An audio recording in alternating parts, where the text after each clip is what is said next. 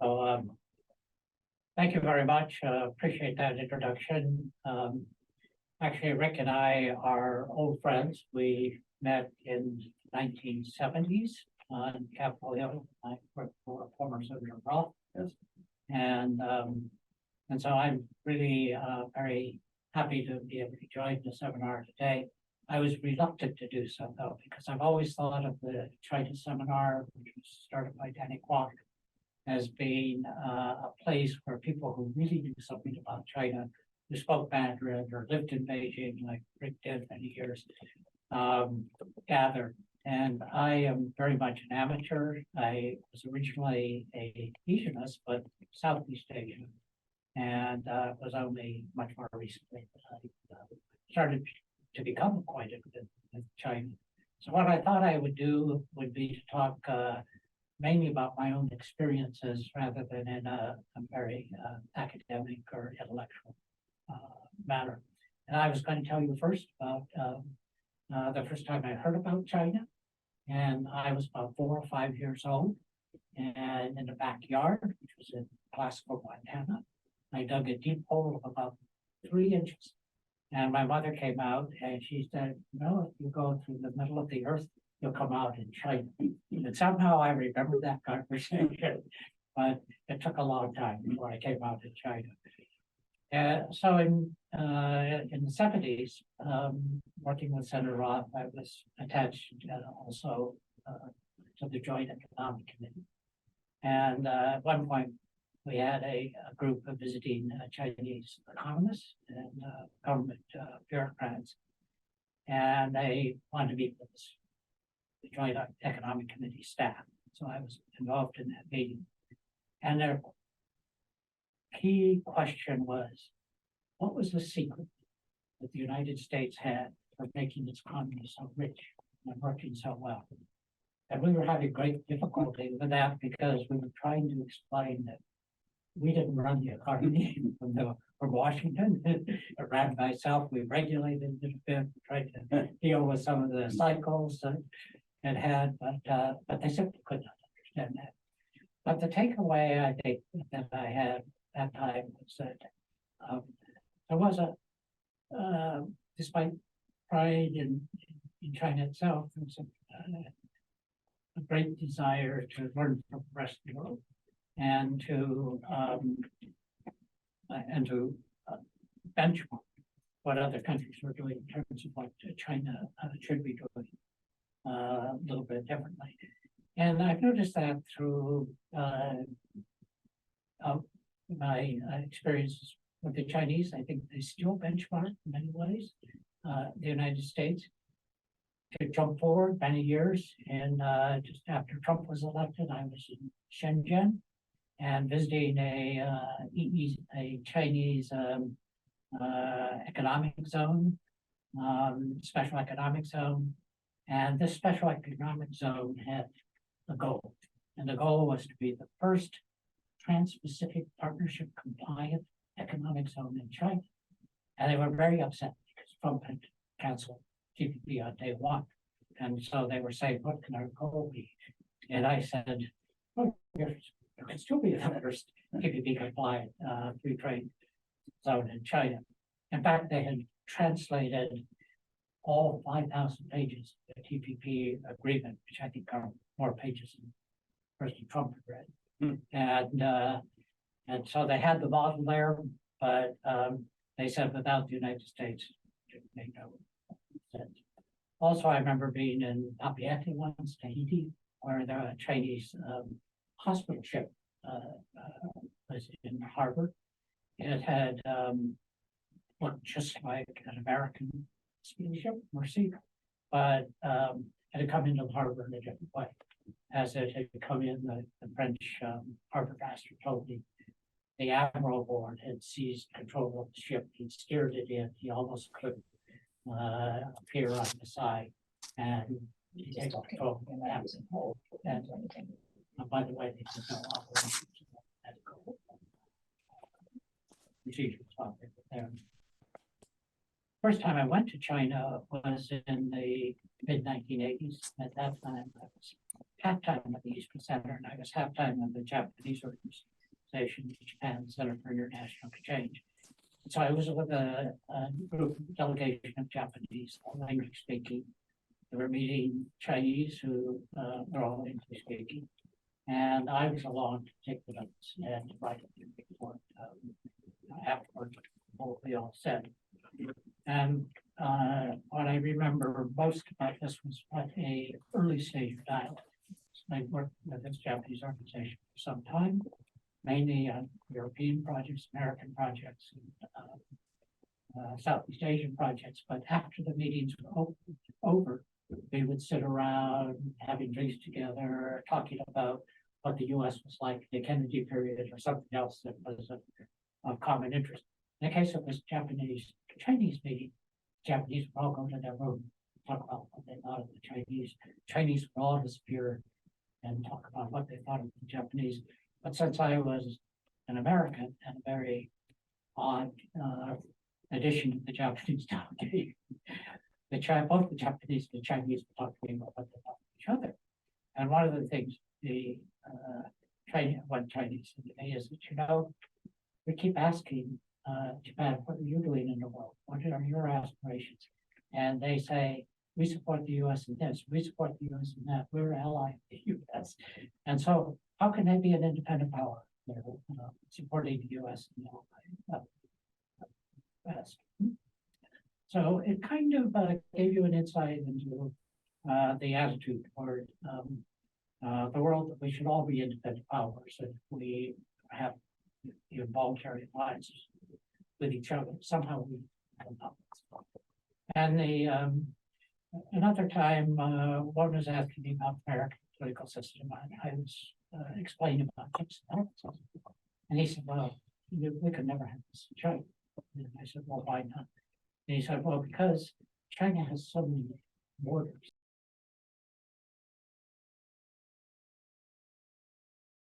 We've been invaded from the borders, and when China's weak and divided, it gets exploited.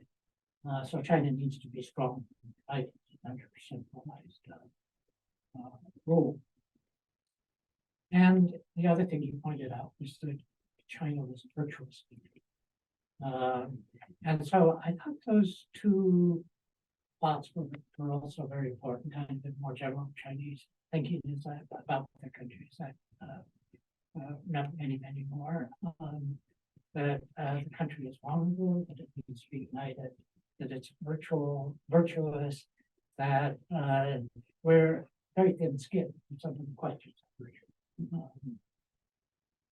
And by the way, I think it's really important to try to understand China on its own terms and to understand how Chinese are thinking about their countries. Often, what I think we Americans do is kind of mirror image. We use our thought processes to try to decide what we would do in the same circumstances and treat that to China, and it leads us in directions. So in 1985, this first trip, China still was a very poor country. The country that I visited very primitive, and so many massive changes have occurred since. And right, it's kind of the beginning of just a lot of changes. Japan actually wasn't leader. Japan felt that its economy was kind of the first rising economy in Asia, and everything else was following Japan's model. And they were the biggest source of foreign aid for Japan and for China. And they felt guilty for China. That's what doing that. In fact, I can remember some conference we had here, Mike Oxenberg was president, he was a very distinguished China specialist, and one of the Japanese participant was explaining the flying goose pattern, Japan in the lead, and Korea, Taiwan, Singapore, Hong Kong strung out behind, and China and Thailand and Indonesia comes behind that. And Mike Oxenberg said, I said, I can see all those flying geese, but one of them's a flying elephant. So how do we deal with that? that, in fact, has been questioned. The United States, of course, was also involved. The United States was different. I think we played such a big role in the education of Chinese elites at that time.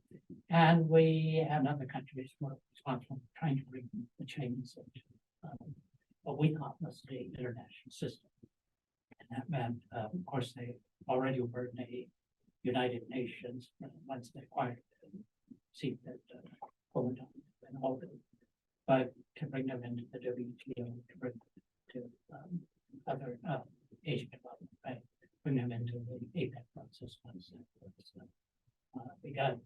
And so the question, and so there was kind of a set of sort of understandings which between the major players, which Mike and I later described once as a kind of grand bargain, incremental rather than deep bargain. And belief that what we could do was to affect China's course of action in the future, make it what Bob Zellick later called a responsible stakeholder in the international system. One thing that nobody can seem to is a Chinese democracy. Now, sometimes we hear people go back and listen to that to talk themselves about that period and say, well, how can we believe that we can turn China into democracy?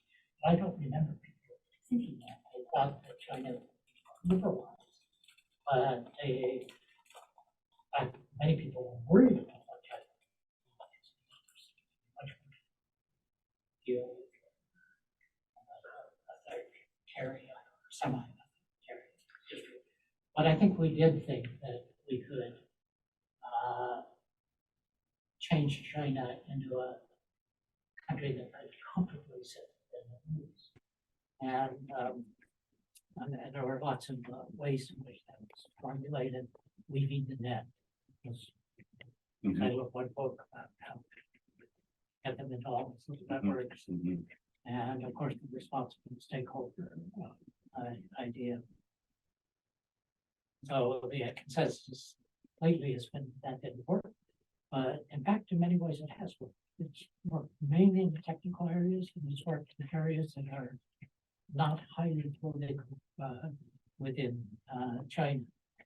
As the introduction indicated, I was for a while quite involved in the APEC process. I was the chair of the what was called the Pacific Economic Cooperation Council, which is a formal, the only non-governmental official observer APEC. And so I, for 6 years, 7 years, I was the chair of that, and I would go to the APEC meetings, senior official meetings sometimes, but the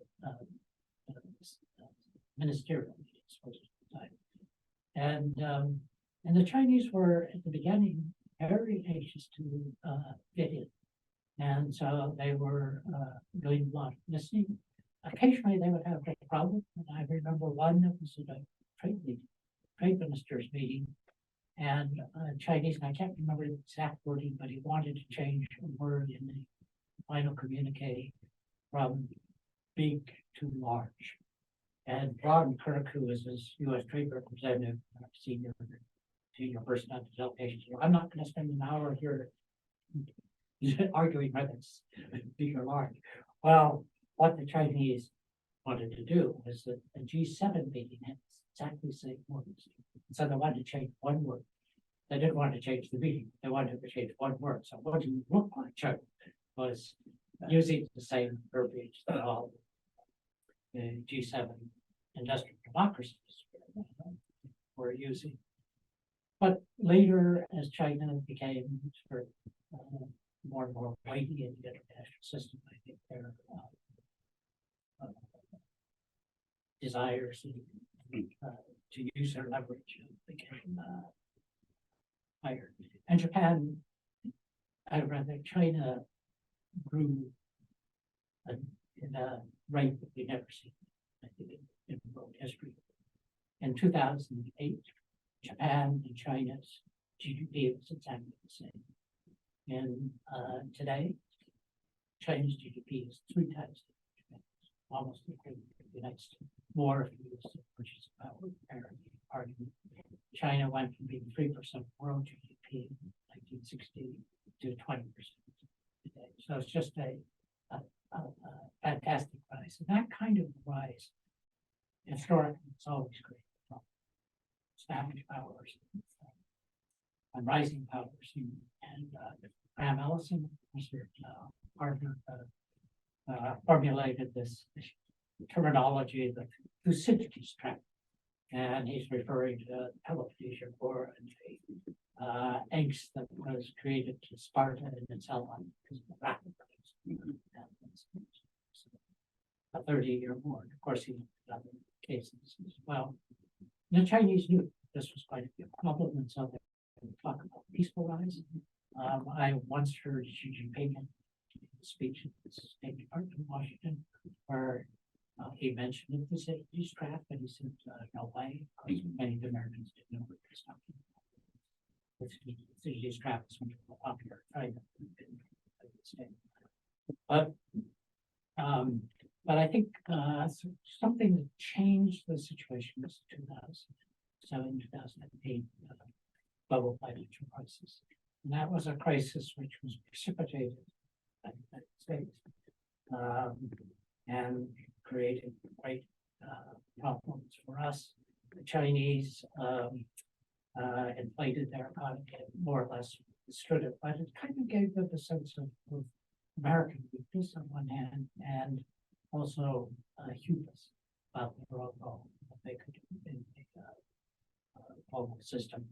And then, of course, after that, we had 2 kind of outsized personalities in both countries. One in China was Xi Jinping, the other in the United States was Donald Trump. And Xi Jinping talked about rejuvenation. Donald Trump talked about making America great again. In some ways, it sounds kind of similar to both trying to restore a period of greatness, but the Chinese one, unlike the American one, I think the Chinese one was about the Chinese dream internally, but also about rejuvenation and dreams externally.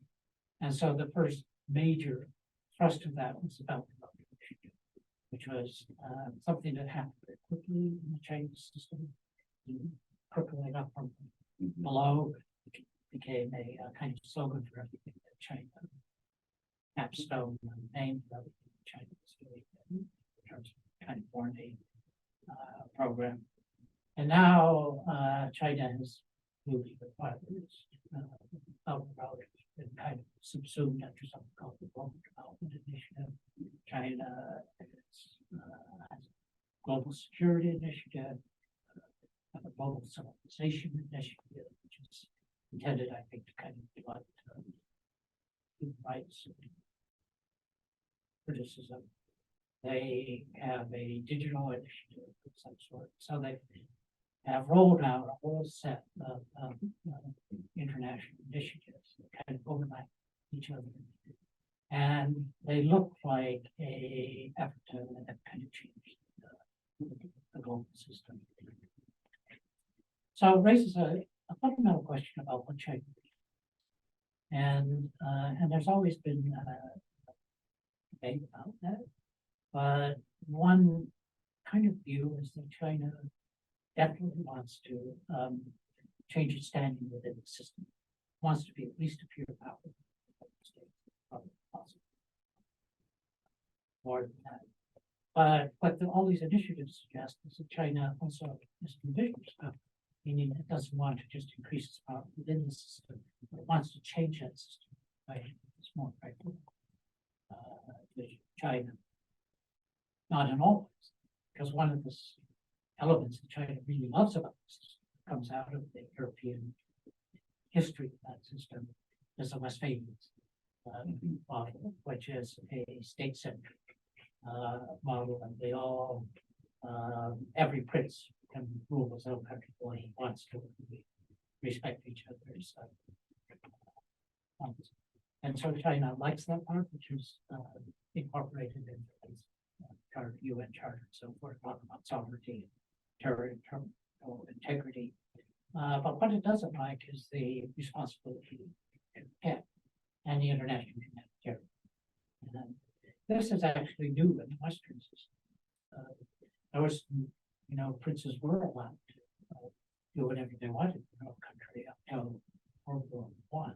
And then we had the Polish Minority Treaty, which was the first time the country could help protect minorities. But after World War II, we had the Geneva Conventions, the UN rights work, and so forth. And so laws against genocide, law against crimes against humanity, it's called, just looking for the individual side, the group side.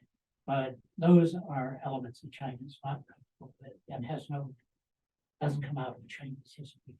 Think of that fact that Chinese history is very different because there is, law that comes out of Rhodian law and Grotius and so forth. A lot of our international law comes from what we consider rule of law. It's not Roman contract law, and that's just not concepts of it. Will be deeply embedded in the Chinese system, even though many developing countries have experience the education of obviously registered those kinds of concepts. Well, for all its efforts to change the world, China hasn't gotten very far. And so I thought I could say a little bit about it, what I think its strengths and its weaknesses are. Its biggest strength, of course, is its economy. It's a major trading partner. Most of the other economies, it's investing in a lot of them. And so if you're a developing country and you see China with infrastructure, you see China with technology, you see China with capital, you see China with a big market, and what's not the one? And China can use that status it has, its importance with the development of the global south, which is where China's current emphasis is, as a leverage. So it's become kind of like Saudi Arabia was for us. We never criticized Saudi Arabia or during the energy crisis. And then obviously China appeals to those who like the state-centric and authoritarian forms of governance. But there's a lot of weaknesses. And first weakness, I think, is somehow all of China's initiatives are still very Chinese. They don't quite fit as a formula for the system as a whole, except to the extent that they regurgitate a lot of the UN principles. But they do incorporate Chinese models, Chinese experience, and talk about what China is doing. And so it comes across as very Chinese. Chinese, to some extent, I think, recognize this because Belt and Road, I think, has been criticized within China itself as being too Chinese. And so the global development initiative is something that's intended now to sound more systemic. Secondly, I think that a lot of their efforts do not have very good policy. So they're good at announcing those. We're also bad at that, but they're not very good at following through on what we're going to do. So the experience with Chinese issues is positive. Thirdly, in terms of their regional behavior, especially in countries in the neighborhood, they've been a big problem because there's a difference between the rhetoric people hear about win-win and solving things for peaceful dialogue and the practice in the South China Sea here at Islands. So they've created a lot of problems in the region. Then you have multilateralism, which they realize is a big problem and curtail back. It comes across as kind of crude often, and China has been so hasty to retaliate against other countries where they're angry about it. Norway, Nobel Prize, dissidents, they're Australia for having the temerity, Yep. just a inquiry, Koreans and so forth, and so on, why people allow. So, and another weakness, I think, is that they play a lot on the victim narrative. That China has also been victim of colonialism, imperialism, but many decades have gone by now. We can't play on that forever. So I think that's asset, is an asset to some extent. There's a kind of cultural deficit. I remember a group of Chinese Belt and Road Initiative Promotion Society in Chengdu, and they had made a trip to Central Asia. They were trying to think of what Central Asians could buy from China, because that's what Belt and Road is about to them. Mhm. And I thought Szechuan wine, these Islamic countries. So, and finally, there's the kind of continuing structural and soft power position of the United States, which is really quite remarkable. I was at an APEC meeting in Peru in 2008. George W. Bush at that time, he was the lamest of lame ducks because election had already been taking place. But still, even though the Adjunct had was doing a state visit in Peru, all of the teachers. And so it just kind of reminds you of the position of the United States, and surveys of international name recognition show down is low down the list compared to Putin, for certain, compared to the US presidents. So this brings me at the end to just the Biden Xi recent visit. I want to say a word about that because you contacted me after an article I wrote about it. And there are two, I think, really important accomplishments. One point, though, is this was not to solve any problems. It was really to manage it. And a relationship with both sides were very worried that it was going to cost them economically, and worried that it was costing them diplomatically, because nobody else in the world ought to be affected negatively by US-China competition. So military dialogue is very important, and that's been reestablished, and then they want to stay in touch. So let me kind of stop for that, and we'll go into discussion. Wow, that's great, Charles. And actually, I came up with a new title for your talk: "The Arc of China's Engagement in the World." Sounds great. Because no, seriously, because that's what you described through your own experience, which it really is a very useful way, I think, of thinking about this. Also, your point about how often we see this in American terms. I think it's called transference or something like that. We really have to first and foremost understand where China's coming from. One of my main issues, we've talked about this before. I mean, the Chinese understand these weaknesses. I think often. I mean, at least some of them do.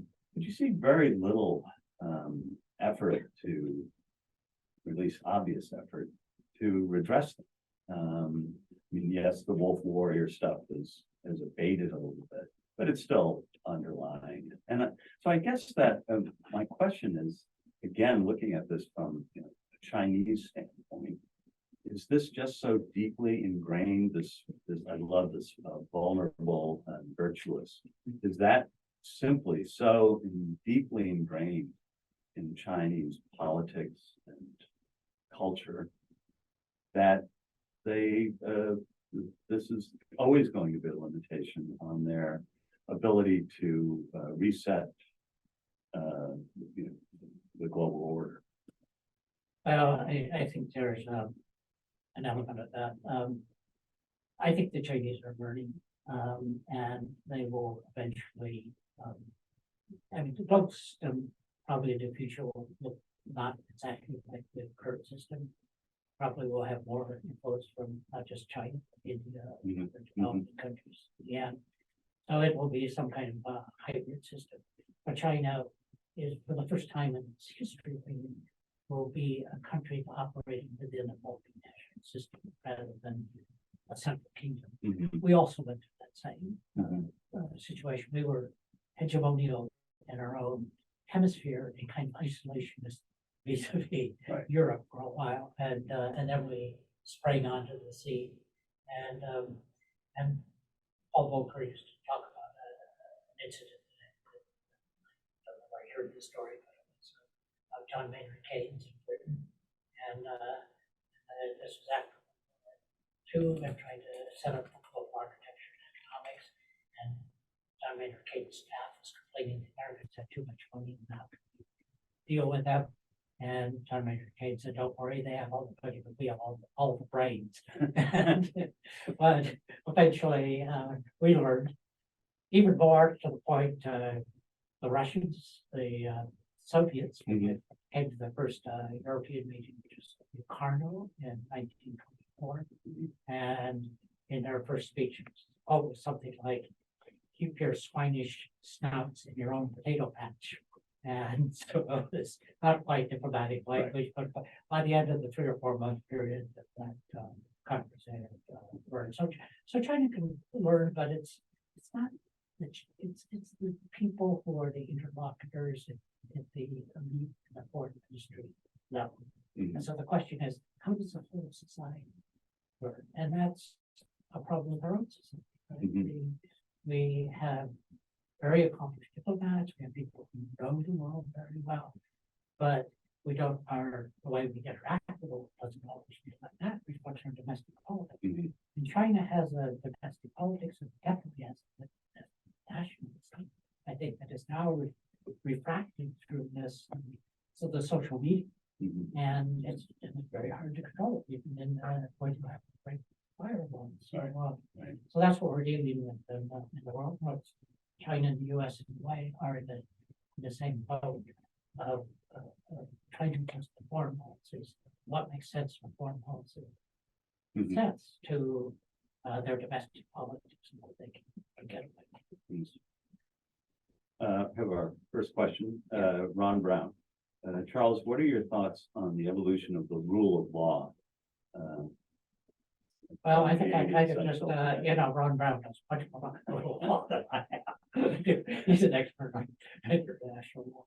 But what I was just saying is that it's very general, simply that, law is always evolving. And the Chinese seem to me to have a way of looking at the international law and saying, "Oh, this is Western." It's and so that condemns it rather than saying, "How does it help us or how does it hurt us?" Even though in many ways that it helps them, they do adjust to.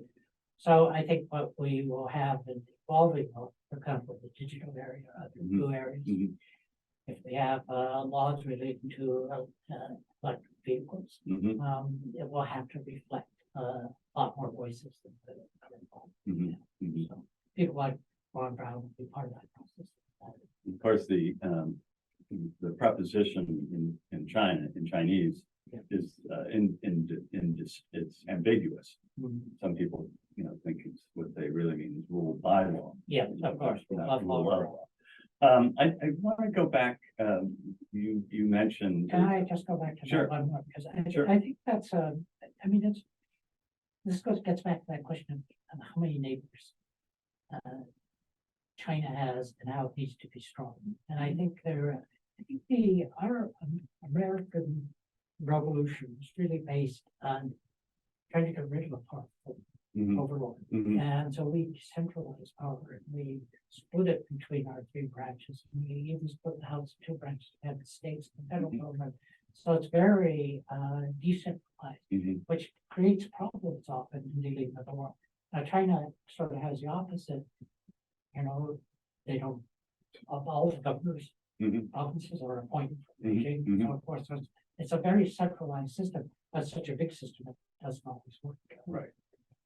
Yeah, and I've in the past talked about, wondered about the further centralization that has occurred in the last 12 years under Xi Jinping. I mean, you mentioned the foreign ministry and all their experts, but they have almost, as I understand it, no say right now in in determining policy, it's all being done by these central groups that It's all not even report. central groups. I mean, China did have collective leadership and it had Right. different voices, particularly under Xi Jinping. Those voices, Right. went all different directions. And Xi Jinping comes and says, "Oh, this is terrible." Right, right. Bring all these people together. That's when you find out. Right. And so, and this is the problem and the reason for that the Biden Xi visit was so important is, you can't get the person who's really the decision maker. Right. And it's not that, he'll make all the decisions, but all the decisions are made with his views in mind. Right. And underneath him, people are competing to be more loyal. Right. So it's kind of like the system, and it's, Yeah. and it's actually a weakness of the Chinese system. The longer government is in power, and the less it has of constructive criticism, the more difficult it has in having policy flexibility. Mhm. And so it's actually an element of instability in China rather than stability. Yeah. No, it's I call it the price of paramount power. And actually, I had a boss once who complained about the problem of what he called preemptive sycophancy. Right. People trying to anticipate what he might want. By the way, just Just on it, Susan Shirk wrote a book on global overreach, or China overreach, I think, is Yeah. overreach, but it describes it. the chat is open now for questions, so please weigh in. I loved your not many people, I think, remember the goose, the flying V goose thing, which so do you think China, I've had arguments with people over whether or not China does see itself as this having a system that in broad terms that other countries could emulate. Right, we talked about the economy and also about how authoritarian regimes might view this as a good model. I mean, do you think that the Chinese view themselves as the lead goose at this point, or would they like to be? Well, I haven't heard that terminology myself, but I think China does feel that it has a model. Other countries should pay attention to its model, but with their own characteristics. Mm-hmm. And so it's Chinese. My impression is, and you know much more than I do, Rick, but I don't think they have that kind of sense of mission going out and changing the world into a Chinese way. They want to increase their influence. They want people to respect them for sure, and they will be very happy if they're a model or something. But I think they don't feel that they have to project that. It's not a primary, although it probably wasn't for Japan either. It was sort of an after the fact. Well, it's that recognition of, that flying goose pattern is from the 1930s. It was a Japanese so show off. the greater prosperity. Well, connected. Yeah. Okay, question. In a bipolar world where security competition is intense between two great powers, is it possible to have governance at the international level? Yeah, that's a very good question. First of all, just on we're in a transition between systems.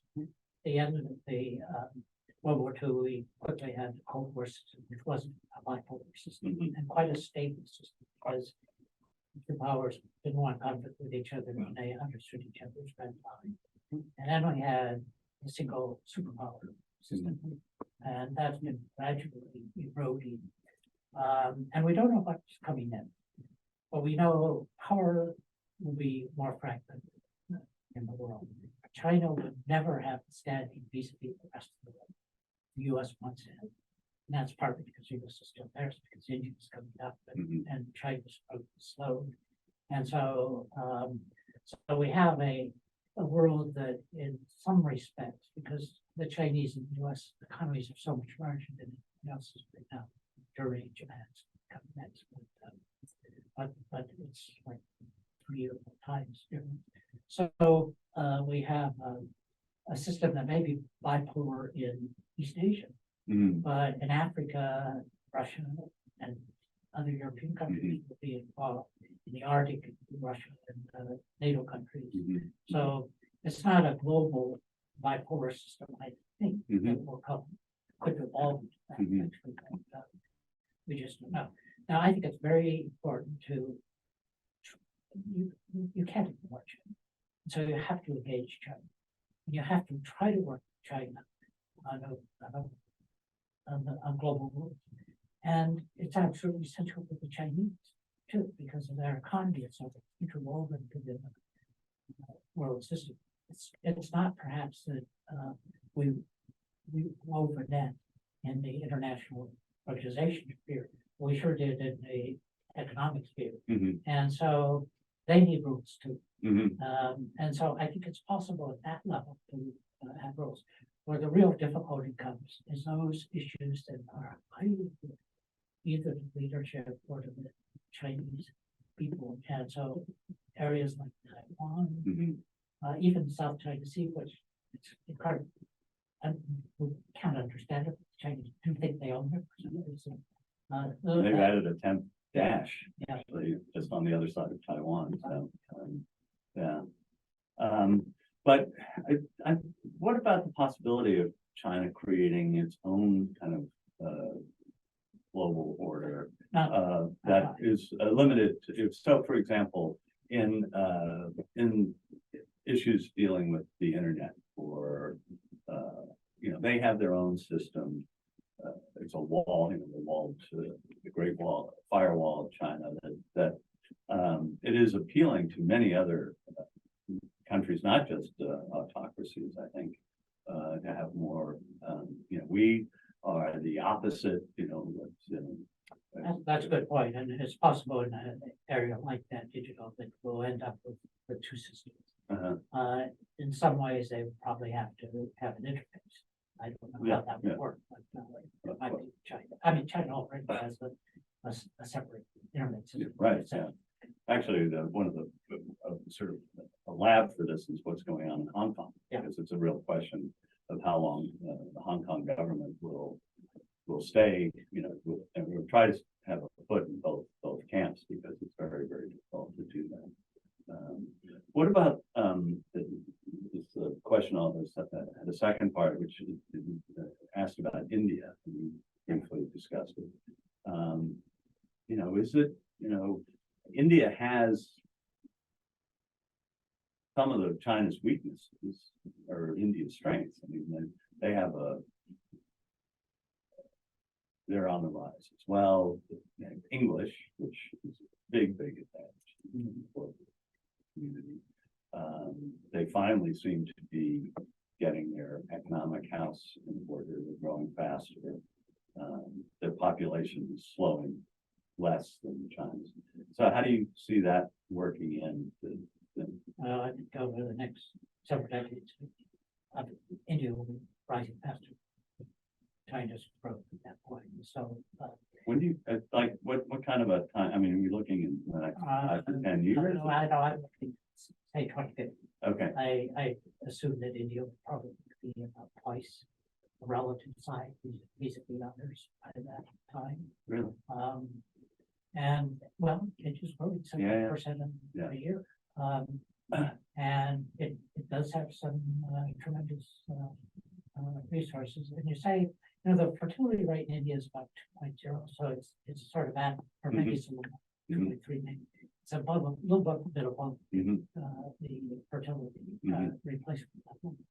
But it's not going to. China's biggest headwind is probably the demographic decline. We'll have more old people, fewer workers, and huge costs. I'd sort of like to go back to sort of obsessed with Xi, I suppose. But you make the point that there was kind of an inflection point in 2007, 2008 with the financial collapse in China. That seems to be roughly where the China becoming more assertive came from. But I don't know enough about their interactions over the next, between that period and when Xi took over. to know if that was actually when it happened, or if that just laid the groundwork for Xi's much more aggressive. Well, I would say, again, I think comparison between Xi and Donald Trump. I think the groundwork was being laid in both cases. The individuals emerged as a result of changes in society and so forth, but they were outside individuals who made major changes on their own. So I think I think there was I was reading.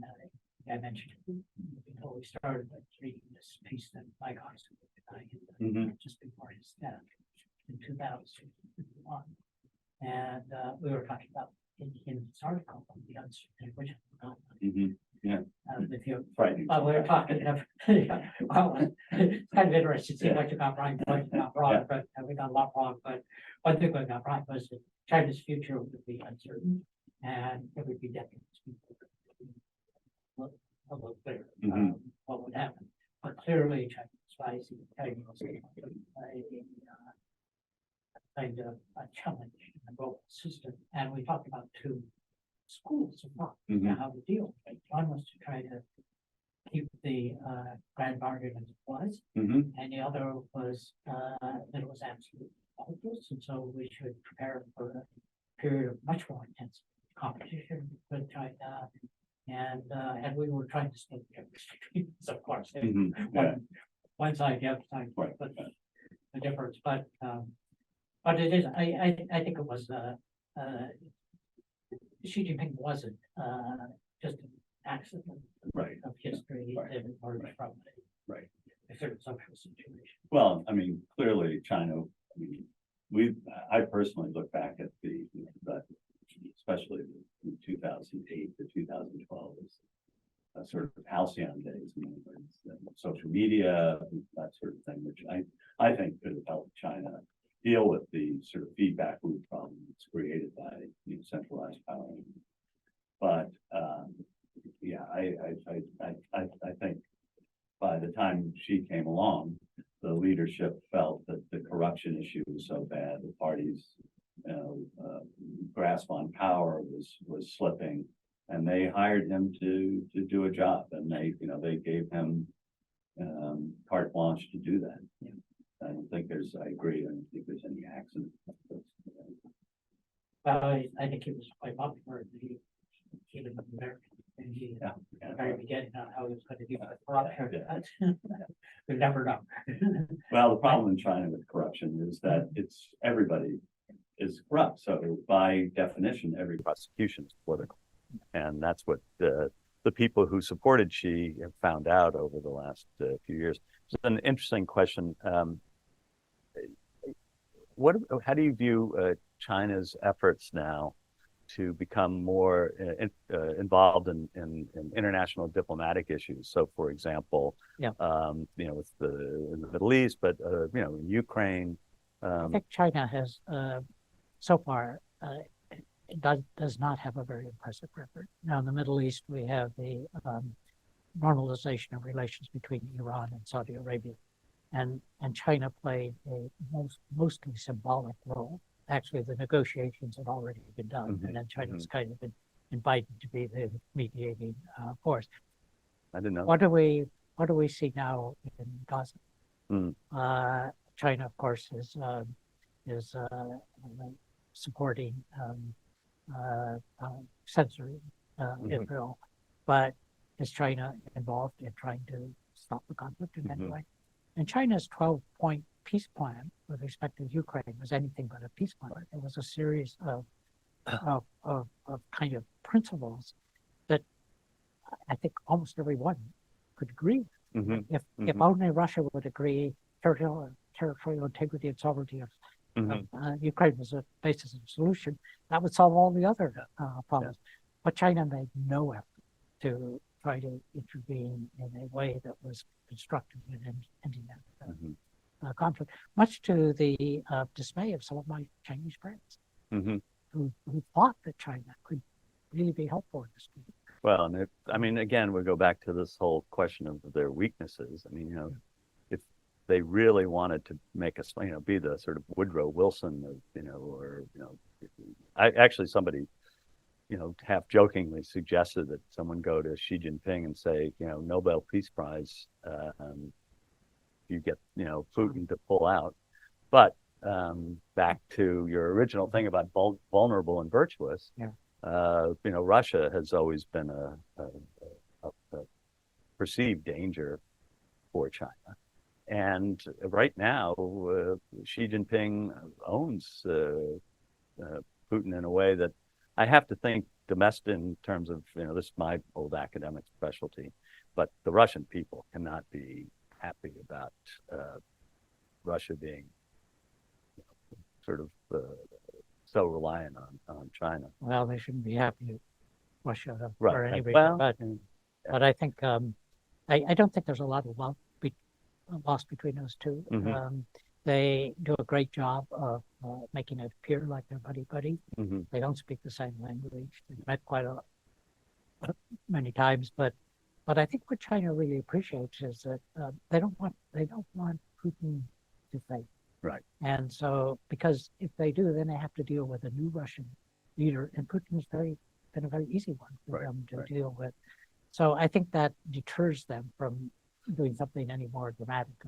Well, and also it continues to be a drain on the West, on the North Atlantic hegemony, which is, NATO and the U.S. are completely. Well, in some ways that has, but on the other way, I think one thing that China has been surprised by is how quickly the West came together and how solidly the West came together, and I'm sure that isn't lost on the Chinese. Well, and that's a good segue for what I guess will be our final question, which is Taiwan. Yeah. The elephant in the room. Well, yeah. But yes, I think, I think everybody was shocked at how well the West, Switzerland joined in for crying out loud. They didn't Not completely. a little bit, but no, but more than they did in World War II. It's anyway. So what's the elections are this weekend. By the way, a brief announcement for our next China seminar. Ray Burkhart, former director of the American Institute in Taiwan and chair of the, will be here to talk about the elections and the fallout from them. But just generally, in terms of China's place in the world and its efforts in Taiwan, how do those two goals fit togeted? It's very difficult, and actually this was something that Mike and I did discuss quite a bit in that article 25 years ago. But the big difference between Taiwan now and Taiwan when we set up the current kind of arrangements and switch recognition to the mainland. So Taiwan is fully democratic. Yeah. And it is an amazing example of democracy in a place with switches of governments regularly and always peacefully. Nobody's saying they lost when they did, and that sort of thing. That they didn't lose when they did. But anyway, and China needs to recognize how that has changed the equation. It's China, we acknowledge, we don't agree, but we just acknowledge that Taiwan and the mainland both agree that China is one country. But in de facto, it's separate. And the whole world would see any intervention by China in Taiwan in a military sense as a big problem. And China, in many ways, is even more vulnerable than Russia because it's so much more integrated into the global economy. It would be, of course, saying that it's only reunifying a part of its own territory, but the fallout that it would have in the rest of Asia, including in Southeast Asia, not just Japan and Korea, would be very costly to China. So I have a feeling it's still an issue that we can can down the road a while, and I think that's the only thing we can do. The balance of power in the Straits is in the long run is what makes it difficult for us to defend Taiwan, and you never know how the politics will play out at the time. But I think the Taiwanese strength of its own democracy and its system is going to give them the position to stand that kind of scenario. Well, it's nice to end on an upbeat, positive note, Well, and I've really enjoyed this conversation, and I hope the audience has.